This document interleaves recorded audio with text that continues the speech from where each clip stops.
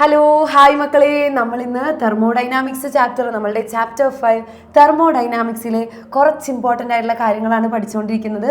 അപ്പോൾ അതിൽ വരുന്ന ഹെസ്സസ് ലോയും അതേപോലെ തന്നെ ബോൺ ഹേബർ സൈക്കിൾ, ഹെസ്സസ് ലോയുടെ ആപ്ലിക്കേഷൻ ആയിട്ടുള്ള ബോൺ ഹേബർ സൈക്കിളുമാണ് നോക്കാൻ പോകുന്നത്.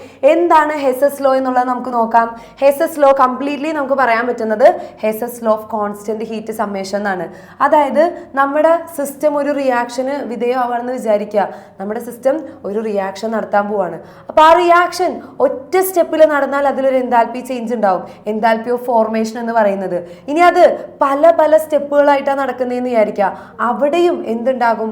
എൻതാൽപ്പി ചേഞ്ചുകൾ ഉണ്ടാകും. അപ്പോൾ ആദ്യം ഒരു സ്റ്റെപ്പിൽ നടക്കുമ്പോഴുള്ള എൻതാൽപ്പി ചേഞ്ചും എൻതാൽപ്പി ഓഫ് ഫോർമേഷനും ഇനി അത് തന്നെ പല പല പല സ്റ്റെപ്പുകളിലായിട്ട് നടന്നാലും അവിടുത്തെ രണ്ട് എൻതാൽപ്പികളും സെയിം തന്നെയാണ്. ഒറ്റ സ്റ്റെപ്പിൽ നടക്കുന്ന എൻതാൽപ്പി എന്ന് പറയുന്നതും എൻതാൽപ്പി ഓഫ് ഫോർമേഷൻ എന്ന് പറയുന്നതും അത് തന്നെ പല പല സ്റ്റെപ്പുകളിലായിട്ടാണ് നടക്കുന്നതെങ്കിലും ആ ഒരു മൊത്തം സിസ്റ്റത്തിൽ ഉണ്ടാകുന്ന എൻതാൽപ്പി ചേഞ്ച് എന്ന് പറയുന്നത് സെയിം ആയിരിക്കും. അതാണ് Hess's law of constant heat summation. This law state that enthalpy change during the reaction is same whether the reaction take place in one step or several step. ഒറ്റ സ്റ്റെപ്പിൽ നടക്കാണ്. ഇതാ നോക്കിക്കേ, നമ്മുടെ റിയാക്ഷൻ നമ്മൾ എടുക്കുവാണ്. എ എന്ന് പറയുന്ന ഒരു റിയാക്ഷൻ നേരെ ഒറ്റ സ്റ്റെപ്പിൽ അവന്മാര് പ്രൊഡക്റ്റ് ബി എ തന്നു. അങ്ങനെയാണെങ്കിൽ അവിടെ ഉണ്ടാകുന്ന enthalpy of formation, standard enthalpy of formation എന്ന് പറയുന്നത്, ഇപ്പൊ ഞാനിവിടെ സ്റ്റാൻഡേർഡ് എൻതാൽപ്പി ഓഫ് ഫോർമേഷൻ എന്ന് കൊടുത്തു. അല്ലെങ്കിൽ നമുക്ക് വെറുതെ കൊടുക്കാം, ഡെൽറ്റ എച്ച് എന്ന് കൊടുക്കാം. ഡെൽറ്റ എച്ച് എന്ന് കൊടുത്തു. ഈ പറഞ്ഞ സ്റ്റാൻഡേർഡ് എൻതാൽപ്പി ഓഫ് ഫോർമേഷൻ ഇനി ഇത് തന്നെ പല സ്റ്റെപ്പിൽ നടക്കുവാണ്. എ എന്ന് പറയുന്ന ആദ്യം ബി ആയി, ബി ആയി കഴിഞ്ഞപ്പോൾ അവന്മാർക്ക് പിന്നെ ഇരിക്കാൻ പറ്റുന്നില്ല. അവന്മാര് ഡി എന്ന് പറയുന്ന മറ്റൊരു സാധനമായി, എന്നിട്ടും പ്രൊഡക്റ്റ് ആയി മാറിയില്ല. അവസാനം ഈ ഡി എന്ന് പറയുന്നത് എന്തായി? പ്രൊഡക്റ്റ് ആയി മാറി. അപ്പൊ പല സ്റ്റെപ്പിലല്ലേ നടന്നേക്കുന്നേ. എ ബി ആയി മാറിയ ഒറ്റ സ്റ്റെപ്പിൽ നടന്ന എൻതാൽപ്പി നമ്മൾ എടുത്തു. ഇനി ഇത് തന്നെ പല സ്റ്റെപ്പിൽ നടന്നു. എ ആദ്യം സി ആയി, സി പിന്നെ ഡി ആയി, ഡി എന്ന് പറയുന്നതാണ് അവസാനം നമ്മുടെ പ്രൊഡക്റ്റ് ആയി മാറിയത്. അപ്പൊ ഇവിടെ ഉണ്ടാകുന്ന എൻതാൽപ്പി ചേഞ്ചിനെ ഞാൻ കൊടുക്കുന്നു ഡെൽറ്റ H1. ഇതിനെ ഞാൻ വിളിക്കുന്നു, സി ഡി ആയതിനെ ഡെൽറ്റ H2 എന്ന് വിളിക്കുന്നു. ഡി ബി ആയി മാറി അവസാനത്തെ പ്രൊഡക്റ്റ് കിട്ടിയതിനെ ഞാൻ വിളിക്കുന്നു ഡെൽറ്റ H3 എന്ന്. ഇവിടത്തെ എൻതാൽപ്പി ഓഫ് ഫോർമേഷൻ ഒറ്റ സ്റ്റെപ്പിൽ നടന്നതും ഇവിടെ മൊത്തത്തിൽ നടന്ന എൻതാൽപ്പിയും എന്ത് തന്നെയാണ്? സെയിം ആണ് എന്ന് പറഞ്ഞാൽ ഇതിന്റെ എല്ലാം സം എടുക്കുമ്പോൾ കിട്ടുന്നത് ഇത് തന്നെ ആയിരിക്കണ്ടേ? സോ നമുക്ക് എഴുതാം എൻതാൽപ്പി ഓഫ് ഫോർമേഷൻ എന്ന് പറയുന്നത് ഇതിന്റെ എല്ലാം സം എടുത്താൽ കിട്ടുന്നതിനോട് ഈക്വൽ ആയിരിക്കും. That is delta H1 plus delta H2 plus delta H3. ഇതിന്റെ സം എടുത്താൽ എൻതാൽപ്പി ചേഞ്ചുകൾ, പല സ്റ്റെപ്പിൽ നടന്ന എൻതാൽപ്പി ചേഞ്ചുകളുടെ സം ആയിരിക്കും ഒറ്റ സ്റ്റെപ്പിൽ നടക്കുന്ന എൻതാൽപ്പി എന്ന് പറയുന്നത്. അതുകൊണ്ടാണ് പറയുന്നത് Hess's law of constant heat സമ്മേഷനിൽ ലോ സ്റ്റേറ്റ് ചെയ്യുന്നത് എന്താണ്? The enthalpy change during the reaction is same whether the reaction take place in one step or several step. ഒരു സ്റ്റെപ്പിൽ നടന്നാലും പല സ്റ്റെപ്പിൽ നടന്നാലും അവിടുത്തെ എൻതാൽപ്പി ചേഞ്ച് സെയിം തന്നെയാണ്. നമ്മൾ ഇനി ചെക്ക് ചെയ്യാൻ പോകുന്നത് ഇതിന്റെ ഒരു ആപ്ലിക്കേഷൻ ആണ്. എന്താണ് ഈ ഹെസ്സസ് ലോയുടെ ആപ്ലിക്കേഷൻ എന്ന് ചോദിച്ചാൽ ഉടനെ നിങ്ങൾ ഉത്തരം എഴുതിക്കോണം. ബോൺ ഹേബർ സൈക്കിൾ ആണ് ഹെസ്സസ് ലോയുടെ ആപ്ലിക്കേഷൻ എന്ന് പറയുന്നത്. വളരെ ഇമ്പോർട്ടന്റ് ആണ് മക്കളെ ബോൺ ഹേബർ സൈക്കിൾ. നിങ്ങളോട് ബോൺ ഹേബർ സൈക്കിൾ വരയ്ക്കാനായിട്ട് എക്സാമിന് ചോദിക്കും. അപ്പൊ നമ്മുടെ കയ്യില് ഒരു അയോണിക് കോമ്പൗണ്ടിന്റെ ഫോർമേഷൻ ഉണ്ടെന്ന് വിചാരിക്കുക. അയോണിക് കോമ്പൗണ്ട് ഫോം ചെയ്യുന്നത് എങ്ങനെയായിരിക്കും? അയോണുകൾ കൂടിച്ചേർന്നായിരിക്കും. രണ്ട് അയോണുകൾ കൂടിച്ചേർന്നാൽ അയോണിക് കോമ്പൗണ്ട് ഉണ്ടാകും. അവിടുത്തെ എൻതാൽപ്പി ചേഞ്ചിനെ നമുക്ക് വിളിക്കാം ലാറ്റിസ് എൻതാൽപ്പി. അയോണിക് കോമ്പൗണ്ടുകൾ, രണ്ട് അയോണുകൾ കൂടി ചേർന്നാൽ അവിടെ ഒരു എൻതാൽപ്പി ചേഞ്ച് ഉണ്ടാകും. അതിനെയാണ് നമ്മൾ എന്ത് വിളിക്കുക? ലാറ്റിസ് എൻതാൽപ്പി എന്ന് വിളിക്കുക. അപ്പൊ നമുക്ക് പൊതുവെ അല്ലെങ്കിൽ അയോണിക് കോമ്പൗണ്ടുകൾ ഡിസോസിയേറ്റ് ചെയ്ത്, ഒരു കോമ്പൗണ്ട് ഡിസോസിയേറ്റ് ചെയ്ത് അതിന്റെ അയോണുകളായി മാറിയാൽ അവിടെ ഉണ്ടാകുന്ന എൻതാൽപ്പി ചേഞ്ചിനെ നമുക്ക് ലാറ്റിസ് എൻതാൽപ്പി എന്ന് തന്നെയാണ് വിളിക്കുന്നത്. ഈ ലാറ്റിസ് എൻതാൽപ്പിയെ നമുക്ക് ഡയറക്ട്ലി ഡിറ്റർമൈൻ ചെയ്യാൻ പറ്റില്ല. ഇപ്പൊ നമ്മുടെ കയ്യിൽ കുറേ അധികം എൻതാൽപ്പി ചേഞ്ചുകൾ ഉണ്ട്. അതൊക്കെ നമുക്ക് ഡയറക്ട്ലി കണ്ടുപിടിക്കാം. എൻതാൽപ്പി ഓഫ് എ റിയാക്ഷനും എൻതാൽപ്പി ഓഫ് എ ഫോർമേഷനും ഒക്കെ ഡയറക്ട്ലി നമുക്ക് കണ്ടുപിടിക്കാം. പക്ഷേ ഈ ലാറ്റിസ് എൻതാൽപ്പിക്ക് ഒരു കുഴപ്പമുണ്ട്. ലാറ്റിസ് എൻതാൽപ്പി എന്ന് പറയുമ്പോൾ അയോണിക് കോമ്പൗണ്ട് എടുത്ത് ഡിസോസിയേറ്റ് ചെയ്തിട്ട് അയോണുകളായി മാറുമ്പോൾ അവിടെ ഉണ്ടാവുന്ന എൻതാൽപ്പി ചേഞ്ച് ആണ്. അല്ലെങ്കിൽ ഈ അയോണിക് കോമ്പൗണ്ട് അയോണുകൾ കൂടി ചേർന്ന് അയോണിക് കോമ്പൗണ്ട് ഉണ്ടാകുമ്പോൾ അവിടെ ഉണ്ടാവുന്ന ഉണ്ടാവുന്ന എൻതാൽപ്പി ചേഞ്ച് ആണ് ലാറ്റിസ് എൻതാൽപ്പി. രണ്ടും നമുക്ക് പറയാൻ പറ്റും. പക്ഷെ ഇതിനെ നമുക്ക് ഡയറക്ട്ലി ഡിറ്റർമൈൻ ചെയ്യാൻ പറ്റില്ല. അവിടെയാണ് നമ്മളുടെ ബോൺ ഹേബർ സൈക്കിളിന്റെ ആപ്ലിക്കേഷൻ വരുന്നത്. നമ്മൾ അയോണുകൾ കൂടിച്ചേരുന്ന അയോണിക് കോമ്പൗണ്ട് ഉണ്ടാവുന്ന ഒരു പ്രോസസ്സ് 1 സ്റ്റെപ്പിൽ നടന്നാലും സെവറൽ സ്റ്റെപ്പിൽ നടന്നാലും അതിലെ എൻതാൽപ്പി ചേഞ്ചുകൾ എടുക്കും. എന്നിട്ട് നമുക്ക് കണ്ടുപിടിക്കാൻ കഴിയാത്ത നമ്മളുടെ ലാറ്റിസ് എൻതാൽപ്പിയെ ഈ ഹെസ്സസ് ലോ പ്രകാരം കണ്ടുപിടിക്കും. നമുക്ക് അതിനു വേണ്ടി ഒരു റിയാക്ഷൻ നോക്കാം. ഞാൻ എടുക്കുന്ന ഒരു അയോണിക് കോമ്പൗണ്ട് ഫോർമേഷൻ എന്ന് പറയുന്നത് സോഡിയവും ക്ലോറിനും കൂടിച്ചേർന്നുകൊണ്ട് സോഡിയം ക്ലോറൈഡ് ഉണ്ടാകുന്നതാണ്. സോ ഞാൻ എടുക്കുന്നു, ഇവിടെ സോഡിയം സോളിഡ് സ്റ്റേറ്റിൽ ഇരിക്കുന്നു. സോഡിയം എന്ന് പറയുന്നത് സോളിഡ് സ്റ്റേറ്റിൽ ഇരിക്കുകയാണ്. അവന്മാര് ക്ലോറിൻ ഗ്യാസുമായിട്ട് കൂടിച്ചേർന്ന് സോഡിയം ക്ലോറൈഡ് തരും. ഈ സോഡിയം ക്ലോറൈഡ് എന്ന് പറഞ്ഞാൽ എന്താണെന്ന് എല്ലാ മക്കൾക്കും അറിയാം. നമ്മുടെ ഉപ്പ്, സോഡിയം ക്ലോറൈഡ് ഉപ്പിനെ നമുക്ക് തരും. ഈ സോഡിയം ക്ലോറൈഡും എന്ത് സ്റ്റേറ്റിലാണ്? ഉപ്പ് എന്ന് പറയുന്ന ഒരു സോളിഡ് സ്റ്റേറ്റിലാണ്. അങ്ങനെ സോളിഡ് സ്റ്റേറ്റിലുള്ള സോഡിയവും ഗേഷ്യസ് സ്റ്റേറ്റിലുള്ള ക്ലോറിനും സോഡിയം ക്ലോറൈഡിനെ തരുന്നു. പക്ഷേ ഈ ഒരു റിയാക്ഷൻ ഒറ്റ സ്റ്റെപ്പിൽ നടക്കാന്ന് പറഞ്ഞാൽ ബുദ്ധിമുട്ടാണ്. നിങ്ങളൊന്ന് ആലോചിച്ച് നോക്കിയേ, സോളിഡ് ആയിട്ടിരിക്കുന്ന ഒരാള് ഗേഷ്യസ് ആയിട്ടുള്ള സാധനവുമായി കൂടിച്ചേർന്ന് ഈ സോളിഡ് ആയിട്ടുള്ള സാധനത്തിനെ തരിക എന്ന് പറയുന്നത് ലേശം ബുദ്ധിമുട്ടല്ലേ? അപ്പൊ ഈ സ്റ്റെപ്പ് ഒരിക്കലും ഈ ഒരു റിയാക്ഷൻ ഒറ്റ സ്റ്റെപ്പിലായിരിക്കില്ല നടക്കുന്നത്, പല സ്റ്റെപ്പിലായിരിക്കും നടക്കുന്നത്. അപ്പൊ ഇവിടെ ഒറ്റ സ്റ്റെപ്പിൽ നടന്നാൽ നമുക്കതിനെ എൻതാൽപ്പി ഓഫ് ഫോർമേഷൻ എന്ന് വിളിക്കാം, സ്റ്റാൻഡേർഡ് എൻതാൽപ്പി ഓഫ് ഫോർമേഷൻ എന്ന് വിളിക്കാം. പക്ഷേ ഇത് ഒറ്റ സ്റ്റെപ്പിൽ നടക്കില്ല. കാരണം സോളിഡ് ആണ് ഒരെണ്ണം റിയാക്റ്റന്റ്, രണ്ടാമത്തെ റിയാക്റ്റന്റ് ഗേഷ്യസ് സ്റ്റേറ്റ് ആണ്. സോ ഇത് പല സ്റ്റെപ്പിലായിട്ടായിരിക്കും നടക്കുന്നത്. ആദ്യത്തെ സ്റ്റെപ്പ്, സോളിഡ് ആയിട്ടിരിക്കുന്ന സോഡിയത്തിന് അവർക്ക് എന്ത് സംഭവിക്കുന്ന അറിയോ? അവന്മാര് ഗേഷ്യസ് ആയിട്ട് മാറും. സോഡിയം സോളിഡ് സ്റ്റേറ്റിൽ നിന്നും ഗേഷ്യസ് സ്റ്റേറ്റിലോട്ട് മാറും.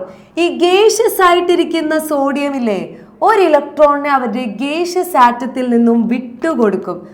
ഒരു ഇലക്ട്രോണിനെ അവരുടെ ഗേഷ്യസ് ആറ്റമായിട്ടിരിക്കുന്നതിൽ നിന്നും വിട്ടുകൊടുത്താൽ നമുക്കറിയാം അവർക്ക് എന്ത് ചാർജ് കിട്ടും?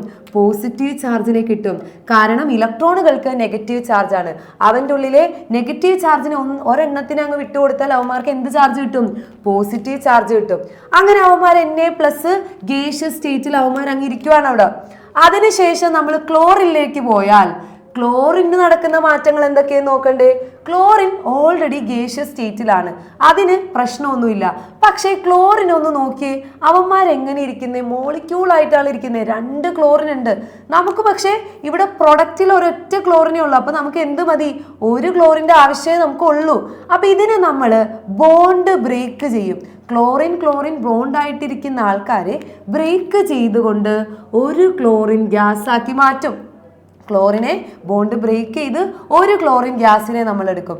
അതിനുശേഷം ഇവന്മാര് ഒരു ഇലക്ട്രോണിനെ വാങ്ങിച്ചെടുക്കും. ഒരു ഇലക്ട്രോൺ ഇവന്മാര് വിട്ടിട്ടുണ്ടല്ലോ, എന്തായാലും ആ ഇലക്ട്രോൺ എവിടെയെങ്കിലും പോകണ്ടേ, അത് ഇവന്മാരങ്ങ് വാങ്ങിച്ചെടുക്കും. എന്നിട്ട് Cl ഇലക്ട്രോണിനെ വാങ്ങിച്ചെടുത്താൽ അവന്മാർക്ക് എന്ത് ചാർജ് കിട്ടും? മൈനസ് ചാർജ് കിട്ടും. കാരണം എന്താ? ഇലക്ട്രോണുകൾക്ക് നെഗറ്റീവ് ചാർജാണ്. സോ അവന്മാര് Cl- ആയി മാറും. എന്നിട്ട് അതും ഗേഷ്യസ് സ്റ്റേറ്റിലല്ലേ, ഇനിയിപ്പോ കമ്പൈൻ ചെയ്യാൻ ബുദ്ധിമുട്ടുണ്ടോ? ഈ സോഡിയവും ഈ മൈനസ് ചാർജുള്ള ക്ലോറിനും കൂടി ചേർന്നാണ് നമ്മുടെ പ്രോഡക്റ്റിനെ കിട്ടുന്നത്. അപ്പൊ നമ്മുടെ ഒരു സ്റ്റെപ്പിൽ നടക്കേണ്ടിയിരുന്ന സോഡിയം ക്ലോറിനുമായി ചേർന്ന് NaCl ഉണ്ടാകേണ്ട റിയാക്ഷൻ പല സ്റ്റെപ്പിലായിട്ട് നടന്നു. ഇവിടെ എല്ലായിടത്തും എന്തുണ്ട്? എൻതാൽപ്പി ചേഞ്ച് ഉണ്ട്. സോളിഡ് ആയിട്ടിരുന്ന സാധനം ഗേഷ്യസ് ആയി മാറിയാൽ അവിടെ ഉണ്ടാവുന്ന എൻതാൽപ്പി ചേഞ്ച് എല്ലാ മക്കൾക്കും അറിയാവുന്നതാണ്. സോളിഡ് ലിക്വിഡ് ആവാതെ ഡയറക്റ്റ് ഗ്യാസ് ആയി മാറുന്നതിനെ നമ്മൾ വിളിക്കും സബ്ലിമേഷൻ. ആ ഒരു പ്രോസസ്സിനെ നമ്മൾ വിളിക്കുന്നതാണ് സബ്ലിമേഷൻ. അവിടെ ഉണ്ടാവുന്ന എൻതാൽപ്പി ചേഞ്ചിനെ നമുക്കപ്പോൾ പറയാം എൻതാൽപ്പി ഓഫ് സബ്ലിമേഷൻ. ഇനി ഒരു ഐസൊലേറ്റഡ് ഗേഷ്യസ് ആറ്റത്തിൽ നിന്നും ലൂസ്ലി ബോണ്ടഡ് ഇലക്ട്രോണിനെ വിട്ടുകൊടുത്തുകൊണ്ടാണ് അവന്മാർ എന്തായി മാറിയത്? Na+ ആയി മാറിയത്. അത് നിങ്ങൾക്കറിയാം എന്താണ്? Isolated gaseous atom loosely bonded ഇലക്ട്രോണിനെ വിട്ടുകൊടുക്കുന്നതിന് വേണ്ട എനർജിയെ നമ്മൾ വിളിക്കും അയോണൈസേഷൻ എനർജി. അപ്പോൾ ഇവിടെ ഉണ്ടാവുന്ന എൻതാൽപ്പി ചേഞ്ചിനെ നമുക്ക് വിളിക്കാം എൻതാൽപ്പി ഓഫ് അയോണൈസേഷൻ. അയോണായി മാറി, അയോണൈസേഷൻ നടന്നു. സോ നമുക്ക് വിളിക്കാം എൻതാൽപ്പി ഓഫ് അയോണൈസേഷൻ. ഇനി ഇവിടെയോ ക്ലോറിൻ 2 ക്ലോറിൻ ഒരുമിച്ചാണ് ഇരുന്നത്.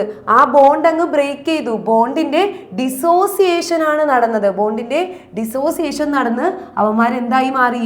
Cl ആറ്റം ആയിട്ട് മാറി. അപ്പൊ ഇവിടെ ഉണ്ടായത് ബോണ്ട് ഡിസോസിയേഷൻ അല്ലേ? എൻതാൽപ്പി ഓഫ് ബോണ്ട് ഡിസോസിയേഷൻ ആണ് ഉണ്ടായത്. പക്ഷേ നമ്മുടെ ഈ ബോണ്ട് ഡിസോസിയേഷൻ നടന്നാൽ എന്താണ് സംഭവിക്കുന്നത്? 2 ക്ലോറിൻ ഉണ്ട്. ഈ 2 പേർക്കും കൂടിയാണ് ബോണ്ട് ഡിസോസിയേഷൻ നടന്നിട്ട് എൻതാൽപ്പിയുടെ എനർജി കിട്ടുന്നത്. ഇവനും കിട്ടും, ഇവനും കിട്ടും.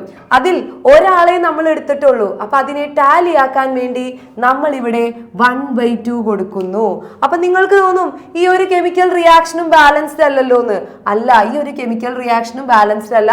ഇവിടെ നമുക്കൊരു 1/2 ഉണ്ട്. കാരണം സോഡിയം 1 ക്ലോറിനെ എടുത്ത് പ്രൊഡക്റ്റ് തന്നിട്ടുള്ളൂ. അപ്പൊ ഈ ഒരു റിയാക്ഷനിൽ എന്തുണ്ട്? ഇവിടെ ബാലൻസ് ചെയ്യാൻ വേണ്ടി ഒരു 1/2 ഉണ്ട്. ഇപ്പൊ നിങ്ങൾക്ക് ഈ 1/2 എവിടെ നിന്ന് വന്നു എന്നുള്ള സംശയം മാറിക്കാണും. ഇവനെ ഒരാളെ നമ്മൾ എടുത്തിട്ടുള്ളൂ. So 1/2 into bond dissociation enthalpy, അതാണ് നമ്മൾ എഴുതേണ്ടത്.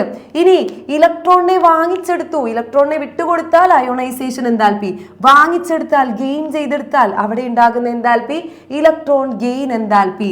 ഇവിടുത്തെ എൻതാൽപ്പി ചേഞ്ച് ഇലക്ട്രോൺ ഗെയിൻ ചെയ്യല്ലേ ചെയ്തത്. സോ ഇവിടെ ഉണ്ടാകുന്ന എൻതാൽപ്പി എന്ന് പറയുന്നത് ഇലക്ട്രോൺ ഗെയിൻ എൻതാൽപ്പി ആണ്. ഇനി ഈ 2 അയോണുകൾ എന്ത് ചെയ്തു? കൂടിച്ചേർന്നുകൊണ്ട് പ്രൊഡക്റ്റ് ഒരു അയോണിക് കോമ്പൗണ്ടിനെ തന്നു. അയോണിക് കോമ്പൗണ്ട് ഡിസോസിയേറ്റ് ചെയ്താൽ അവിടെ ഉണ്ടാകുന്ന എൻതാൽപ്പി ചേഞ്ച് എന്താണ്? Lattice enthalpy. അതേപോലെ നമ്മുടെ അയോണിക് കോമ്പൗണ്ടുകൾ കൂടിച്ചേർന്നാൽ അവിടെ ഉണ്ടാകുന്ന എൻതാൽപ്പി ചേഞ്ചും ലാറ്റിസ് എൻതാൽപ്പി തന്നെയാണ്. എൻതാൽപ്പി ലാറ്റിസ് എൻതാൽപ്പി തന്നെയാണ്.